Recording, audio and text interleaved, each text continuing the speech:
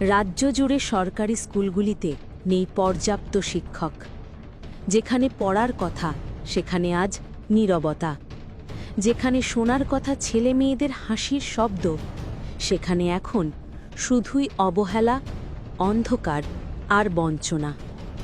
শিক্ষক স্বল্পতার কারণে ব্যাহত হচ্ছে পড়াশোনা, আর সেই অন্যায়ের প্রতিবাদে আজ পথে নেমেছে ছাত্রছাত্রীরা। তাদের দাবি, তাদের অধিকার ন্যায্য, সংবিধান স্বীকৃত। শান্তিবাজার মহকুমার রামরাইবাড়ি উচ্চ মাধ্যমিক স্কুল, যেখানে শিক্ষক বদলির প্রতিবাদে গতকাল থেকে চলছে ছাত্রছাত্রীদের শান্তিপূর্ণ আন্দোলন। কিন্তু আজ সেখানে যা ঘটেছে তা শুধু লজ্জাজনক নয়, তা আমাদের গণতন্ত্রের গালে চপেটাঘাত। দলদাস পুলিশ শান্তিপূর্ণ ছাত্রছাত্রীদের ওপর চালায় কাপুরুষোচিত আক্রমণ।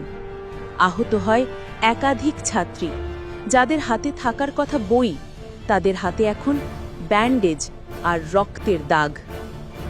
শান্তিপূর্ণ আন্দোলনের অধিকার সংবিধান স্বীকৃত, শিক্ষা প্রতিটি সন্তানের অধিকার। কিন্তু এই সরকার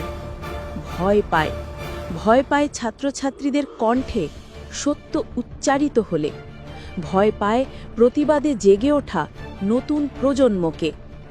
তোমরা যতই ভয় দেখাও, তোমরা যতই আঘাত করো, এই প্রজন্ম চুপ করবে না। কারণ আজকের এই ছাত্রছাত্রীরাই আগামী দিনের কাণ্ডারি।